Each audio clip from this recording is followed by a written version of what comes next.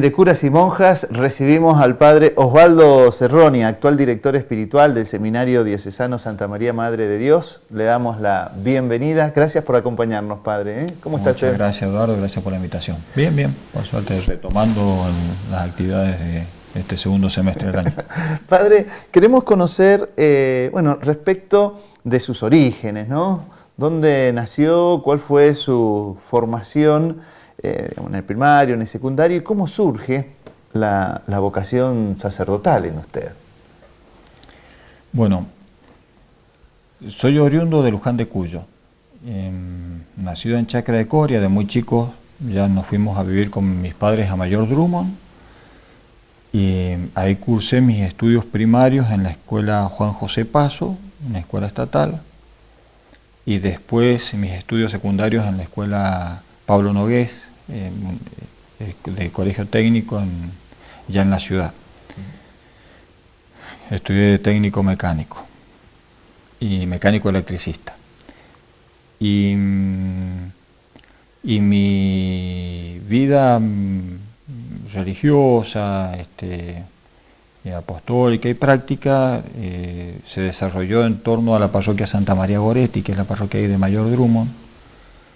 En el grupo ahí hice mi catecismo de comunión y de confirmación, que era párroco en ese entonces el padre Gobi, fallecido ya, y después, como ya jovencito, adolescente, ingresé en el grupo de Acción Católica y ahí me fui formando hasta, concretar mi anhelo de la vida religiosa, y entonces entré al seminario.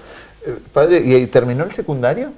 Terminé, sí, en el colegio. ¿Y cuándo comenzó usted a vislumbrar que podría tener un llamado al sacerdocio? Me es difícil precisar el tiempo, pero más o menos yo lo sitúo como, por ejemplo, a la edad de tercer grado de la escuela primaria, tercer, cuarto grado de la escuela primaria. Yo interiormente no quería ser sacerdote, se sentía eso, era como una especie de lucha interior, ¿no? Y hasta que un momento dije, bueno, si es así, si soy sacerdote, tendré medio cielo ganado, lo veía como un negocio de salvación eterna. Entonces, ahí fue como una especie de aceptación. Y desde entonces no me abandonó la idea, digamos, ¿no? Llevé una vida normal, como todo niño y joven, en mis estudios, de ir al club. ¿Qué deporte practicaba, padre? Y como todo argentino, el fútbol, jugaba al fútbol, así que sí, jugué un tiempo al fútbol y a pesar de eso, no dejaba de estar como una especie de telón de fondo en todo lo que hacía. Me gustaba, en mis estudios en el colegio técnico, me gustaba mucho la matemática y la física. Era una posibilidad que tenía yo que me forjaba sobre mi futuro, seguir estudiando matemática y física. Pero a pesar de eso, a pesar de sentirme bien y contento jugando al fútbol y con mis amigos y qué sé yo, había detrás siempre como una especie de telón de fondo que me planteaba el tema de la vocación, ¿no? Y por qué no sacerdote. Desde ya le digo yo, desde ese entonces, niño prácticamente.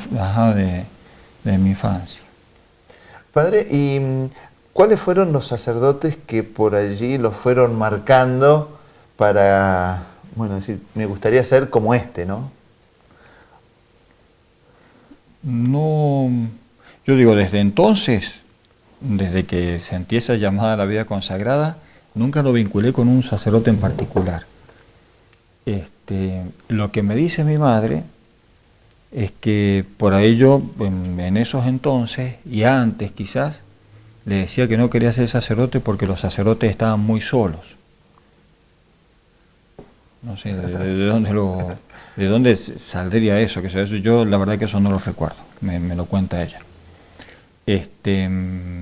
En ese entonces estaba el padre Gobi, después estuvo en la parroquia el padre Orellano, un sacerdote de la congregación de los Mercedarios que estuvo atendiendo circunstancialmente. Ellos están en la parroquia de Maipú, en Maipú, ¿no? Tienen una comunidad grande en Maipú, y venía él a atender ahí Santa María Goretti, muy vinculado con nuestra familia estuvo, una relación muy linda de amistad. Y después, por último, el padre Ramiro Sáenz fue el párroco con el cual yo traté el tema de mi vocación, ¿no? Cuando ya esto que lo tenía como un telón de fondo, decía yo, bueno, y sacerdote, ¿por qué no? A pesar de todos los otros proyectos que tenía, proyectos de seguir en la vida deportiva, proyectos de estudio. Ya digo, cuando estaba terminando la escuela secundaria, como en 5º año, digo, esto no puede seguir, tengo que resolverlo, y fue y se lo planteé al padre Ramiro.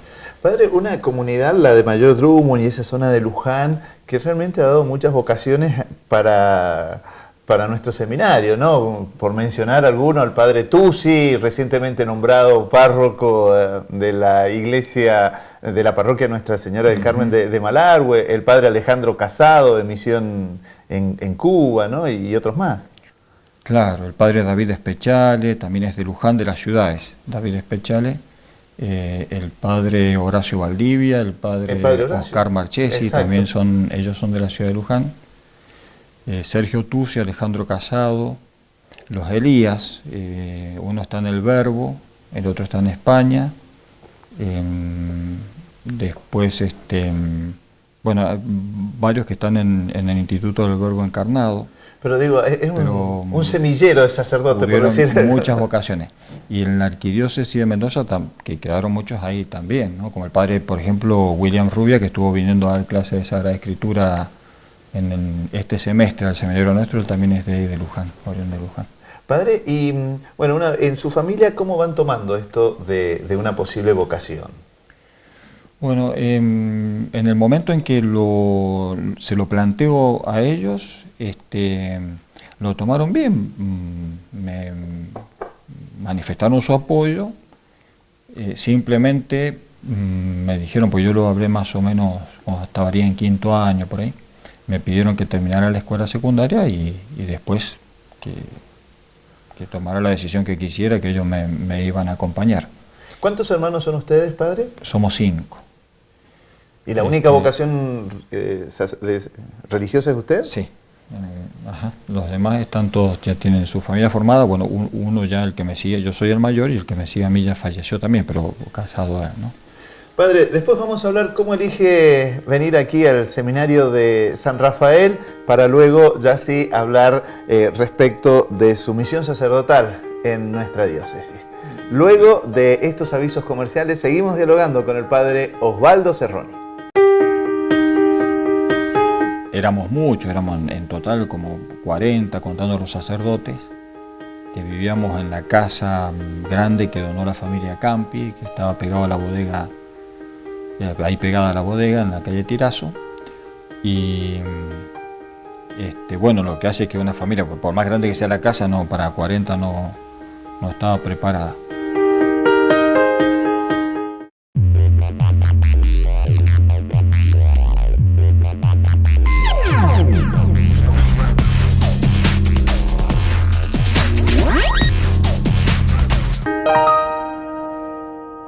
Seguimos aquí en De Curas y Monjas hablando con el padre Osvaldo Cerroni, y queríamos preguntarle, padre, ahora, ¿en qué año ingresa al seminario Santa María Madre de Dios?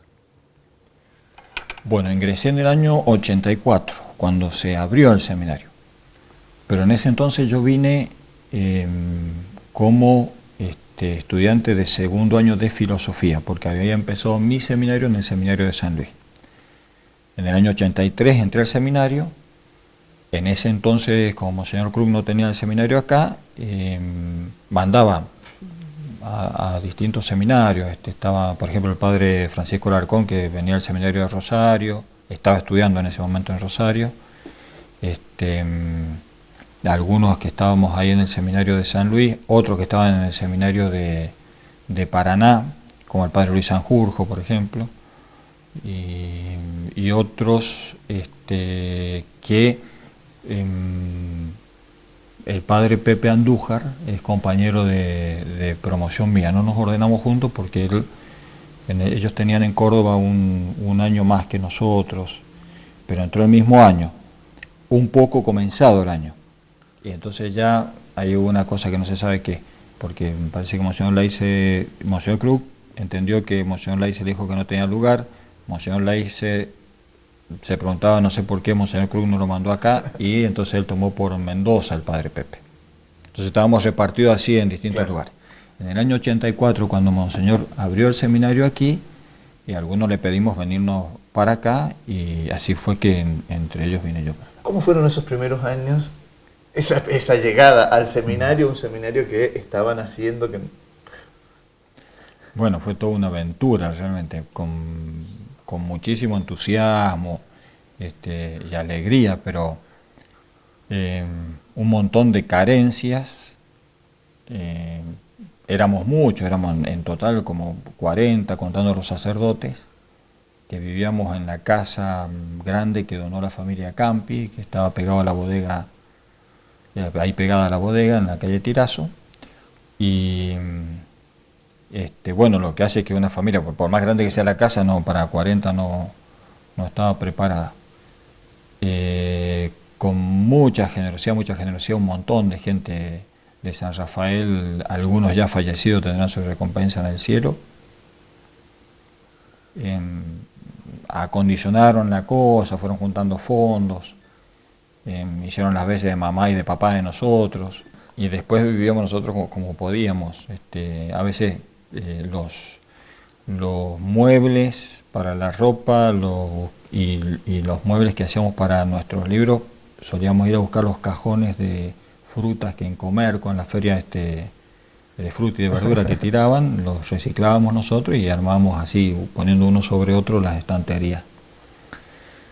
Así que fue con un sacrificio que uno ni se dio cuenta realmente, porque uno piensa y dice, tener que volver a vivir eso, le parece una locura, por decirlo así, antes, pero nosotros la verdad que no lo sentimos y lo vivimos con una alegría muy linda. Y después de venir, algunos entraban por al seminario su primer año ahora, o sea, era lo primero que habían de seminario, pero nosotros que ya veníamos de seminarios, que ya estaban construidos, que en el caso mío particular tenía la habitación que compartía con un seminarista nada más, y teníamos baño privado, cada habitación tenía su bañito. Este esfuerzo que había que hacer, a veces teníamos que ir con la silla que usábamos en el escritorio para llevarla para el comedor.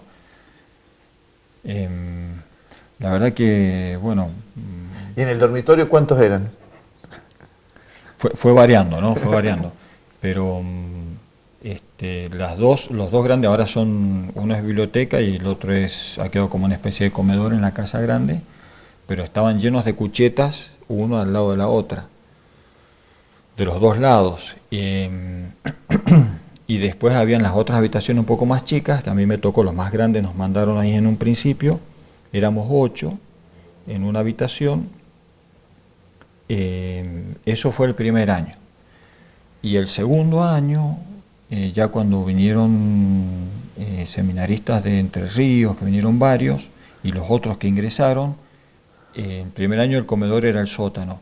El sótano hubo que transformarlo en habitación también, y habitación todas cuchetas una al lado de la otra, y en esas habitaciones en donde supimos ser 6, llegamos a ser 9, pues eran 3 cuchetas de 3, porque aparte dentro de la habitación teníamos el escritorio para estudiar, nuestros libros, nuestra ropa, no era que estaba la camita nada más, claro. Vivíamos dentro de la...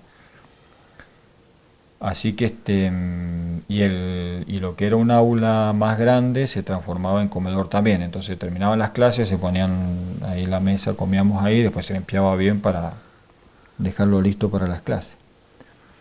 Sí, la verdad que fue un gran esfuerzo, una aventura realmente, pero muy linda. La verdad que doy muchas gracias a Dios por haberlo vivido. ¿Cuándo se ordena de diácono, padre? Y de diácono el 9 de diciembre de 1988. ¿Dónde? Fue en el polideportivo, en la ordenación diaconal fue en la iglesia catedral. ¿Y en el polideportivo es ya? Y al año siguiente, también el 9 de diciembre, un año después, 9 de diciembre de 1989, fue la ordenación sacerdotal en el Polideportivo Techado. ¿Cuál fue su primer destino? Y el primer destino firme fue la Villa 25 de Mayo, donde estuve 4 años y medio. Porque antes, en principio iba a ser Real del Padre, pero como había que, no estaba la casa parroquial que está ahora, entonces había que hacer alguna remodelación porque estaba el padre Hervino Gassman de párroco y me mandaba a mí Monseñor Cruz como ayudante, pero había que hacer algunos arreglos. Entonces me dice Monseñor Cruz, bueno, mientras tanto que lo fuera a ayudar al padre Patricio Walker, que estaba en la parroquia de Fátima de Alvear. Así que estuve en Alvear hasta mayo, que el padre Juan Fajardo se enferma, lo tienen que operar de cálculos renales, creo que eran, y ahí me fue a buscar Monseñor Cruz y me dice, mira, vas a tener que ir a la villa por lo menos hasta fin de año. Y ese fin de año fueron 4 años y medio. ¿Y después pasa? Y de ahí en el año 95 a Malargüe. En el próximo bloque vamos a hablar de la experiencia Malargüe, que sé que lo ha marcado. Nos conocimos por otra parte allí cuando usted era párroco. Y bueno, después de este trabajo que está realizando hoy aquí en el seminario. Ya volvemos. Él me nombra, cuando yo llego aquí a San Rafael, confesor externo del seminario. Entonces a partir de ahí empezó este vínculo más cercano con el seminario, con el tema de la dirección espiritual, ¿no? Como un posible sacerdote de los de afuera del seminario que pueden elegir los seminaristas para su dirección espiritual.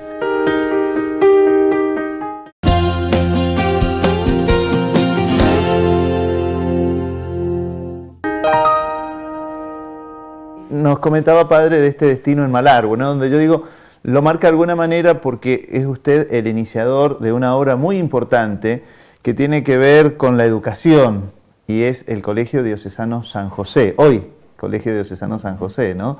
Llega a Malargüe, ¿cuánto tiempo está en Malargüe, padre? Fueron 8 años en total, en febrero del año 95. Llegamos junto con el padre Carlos López y Darío Díaz, y ya estaban en la parroquia el padre Silvio Ojeda y el padre Alejandro Casado. Y nosotros íbamos en reemplazo del padre José Antonio Álvarez y el padre Carlos Escarlata. Padre, bueno, yo digo, marco el Colegio Diocesano San José como una de las obras que se inician, pero no sé si eso es lo más importante para usted. La verdad que la experiencia en Malargüe, toda, no puedo decir, fue realmente, si se puede decir, un antes y un después en mi vida sacerdotal. La verdad que fue todo muy lindo, la experiencia de la atención rural del campo, después algunas obras así muy lindas que se hicieron como estas, por ejemplo el colegio, la Avenida de las Misioneras de la Caridad, a instalarse ahí en Malargüe, bueno, la gente. Padre, ¿y después pasa a dónde? Después de estar 8 años en Malargüe. Y después de estar 8 años en Malargüe, vine a la parroquia San José, aquí a la ciudad de San Rafael. ¿Y es allí donde después de designado en el seminario? Claro, llegando aquí a la parroquia San José, me nombra en ese entonces Monseñor Garlati, que estuvo por poquito tiempo, porque, no sé, 1 mes o 2 meses, porque yo llego a la parroquia y sobre la misma nomás ya se anuncia de que ha sido nombrado arzobispo de Bahía Blanca. Entonces, él me nombra, cuando yo llego aquí a San Rafael, confesor externo del seminario. Entonces, a partir de ahí empezó este vínculo más cercano con el seminario, con el tema de la dirección espiritual, ¿no? Como un posible sacerdote de los de afuera del seminario que podían elegir los seminaristas para su dirección espiritual. Hoy usted es el director espiritual del seminario. Para los que no estamos ligados a la vida interna del seminario, ¿qué rol cumple? La preocupación por la formación espiritual de los seminaristas sería, por un lado, en el campo doctrinal, la formación espiritual en el campo doctrinal, el estudio de los maestros, de los grandes maestros de la vida espiritual, de la teología que son el fundamento de la teología espiritual, y después la formación. En esto tiene mucho que ver también los otros padres que están como formadores, ¿no es cierto?, en el seminario, los que hacen de prefecto, el padre rector, en fin. Pero también es un poco la responsabilidad última la formación del corazón sacerdotal, de la formación espiritual del futuro sacerdote, ¿no es cierto?, que sea un hombre de oración, enamorado de la Eucaristía, entregado, sacrificado, que sepa dar la vida por los demás en su abnegación, en su ministerio. Es una tarea sumamente importante, padre, a veces, y que por allí la desconocemos, ¿no? Sí, no me lo recuerde. Sí, lo que pasa es que justamente el seminario, ¿por qué es internado? Porque justamente esta es la parte quizás esencial en la formación del sacerdote, porque si no se podría hacer como una universidad cualquiera, una ingeniería o medicina, que van y toman clases de filosofía y de teología y viven en su casa, y después van y rinden los exámenes una vez que rindieron todas las materias. Claro. Pero ¿por qué no es así? Y hay un internado.